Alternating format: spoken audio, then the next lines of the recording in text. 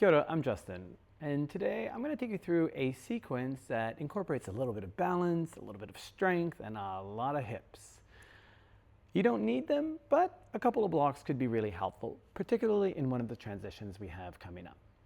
We'll go through the sequence twice, exploring some options throughout, an opportunity for you to find your way and enjoy the experience. Let's get started finding a child's pose. With your blocks off to the side, extend your arms out in front of you, knees wide, and sit your hips back towards your heels, melting your chest down to the ground.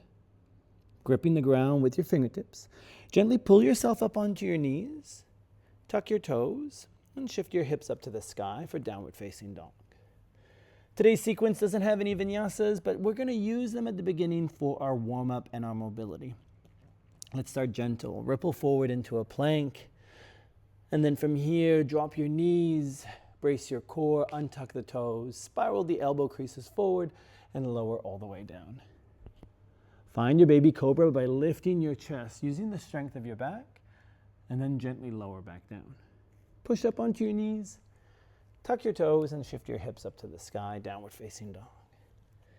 You can stay with your first version of Vinyasa or follow me for the second version. Ripple forward into plank. The option is there to drop the knees or from plank, lower all the way down, using more strength in the chest and shoulders. Inhale into a cobra, pressing into the hands, but keeping a soft bend in the elbows to protect your lower back, and then make your way back down. Tuck your toes. You could push up onto your knees, or maybe try pressing up and shifting your hips up to the sky for downward facing dog. For more fire, for more power, follow me for your third and final vinyasa. Ripple forward into plank. Coming halfway down for Chaturanga Dandasana, brace the core, maintain a neutral spine, point the toes away, and inhale into your upward facing dog, pressing into your hands, squeezing your glutes, lifting your knees and thighs off the mat, finishing in downward facing dog.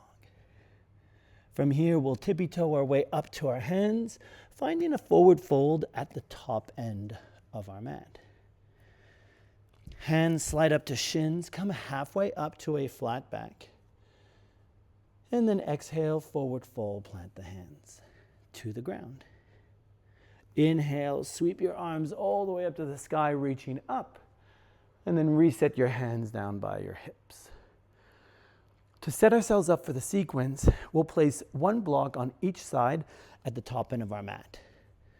You might place them on the medium, high, or low setting, and you can always adjust throughout the practice. We may or may not use them, but they'll be there and accessible if we do. Step to the top end of your mat, roll the shoulders up and back, brace your core, and find your Tadasana. Let's start to flow. Inhale, sweep your arms up to the sky, reach up. And then exhale, forward fold. Hands slide up to your shins, come halfway up to a flat back. Exhale, forward fold, plant the hands, and step your right foot back. Lowering the right knee to the ground, untucking the toes, sweep your arms up to the sky. Take a big inhale here. And to stretch the hip flexor of the right leg, drop the hips forwards and down. Now, if you feel this in your lower back, option is to stay a little bit higher or actively point your tailbone down to take the extension out of your lumbar spine. If the shoulders are tight, you can bring the hands to your heart or to your hips, whatever is most comfortable for you. Take one more big breath here, and then exhale, bring the hands down to the ground. Tuck the back toes, lift the back knee, drop the heel, and cartwheel your hands to Warrior Two. Big hip opener here as we bend into the front knee and engage the back leg, relaxing the shoulders away from our ears. Flipping your front palm, let's find a C shape with our spine. Reverse your warrior, sweeping up and back, feeling the stretch through the left side body. And then cartwheel your hands all the way down to the ground, lifting your heel. Here's our setup for our transition. Placing the hands on the block to create more height and more stability, we're going to bring our right foot forward and through. We'll do this in stages for this first attempt. Find a little bit of a bounce in your hips. Soften your back knee, and then step your right foot to the left and then kick it through out in front of you, transferring the weight into the blocks, keeping your chest lifted, and dropping your right heel on the floor. This is your pistol squat. From here, we're going to use our trust in gravity to roll onto our backs. So releasing the blocks, tucking your chin, rounding your back, we roll onto our spine, grabbing our left shin to tuck the knee in towards our chest. Using that momentum now, we rock back up to our pistol, drag the right heel in, place the hands on the floor, forward fold, shift the hips up to the sky. Inhale, come halfway up to a flat back. Exhale, forward fold. Inhale, sweep your arms all the way up, reaching high, and right away we do the other side. Exhale, forward fold. Hands to shins, come halfway up to a flat back. Exhale, forward fold, plant the hands, and this time the left foot steps back, the left knee comes down. Untuck the toes. Once you feel stable, sweep your arms up to the sky or bring them to your heart or your hips, especially if the shoulders are feeling tight. Dropping into the hips gets a stretch in the hip flexor of the back leg as we reach our arms up or keep our chest proud. Take one final big breath here. Exhale, bring the hands down to the ground, framing the foot. Tuck the back toes, lift the back knee, drop the heel, keep the front knee bent, and cartwheel into your warrior two on this side. Same as before, front knee is bent, stacked over the ankle, back leg engaged, flip your front palm. We C-shape the spine, trying to reach up and back, stretching through the right side body now. From our reverse warrior, cartwheel your hands down, frame the foot, lift the back heel. Place the hands on your props for support.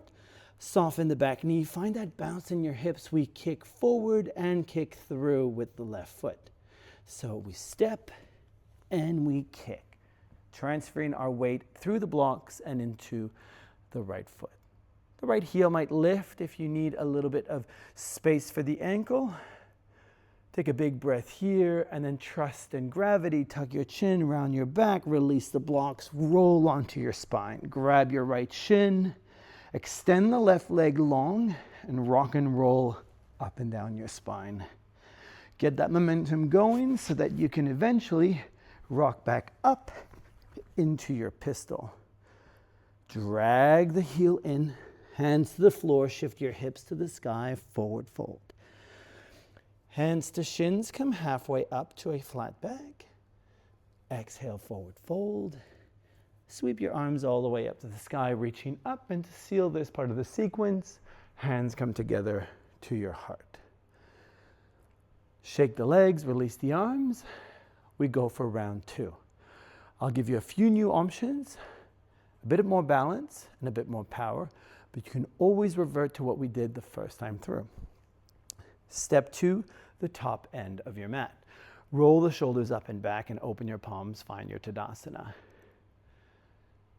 Inhale, sweep your arms up to the sky, reach up, stay here. Shift your weight into your left foot, bring the right knee up, find your stork. In your stork, your hip flexors are working hard to lift the knee up, while your stabilizing muscles are keeping your body in check for this balance. Bringing your hands to your heart makes the transition easier. Start to hinge and step your right foot all the way back, coming into a high lunge. Sweep your arms up to the sky, reaching up. You can stay in low lunge with your knee down on the ground or stay nice and high. Take one more big breath in. Feel the stretch in your back hip flexor. Hold for the exhale. If your back knee is down, tuck the back toes, lift the back knee, and then open to your warrior two. Flipping your front palm, we reverse our warrior. Maybe one arm bind. You bring your right arm around your lower back, reaching for your front thigh. And then cartwheel your hands down to frame the foot, lifting the back heel.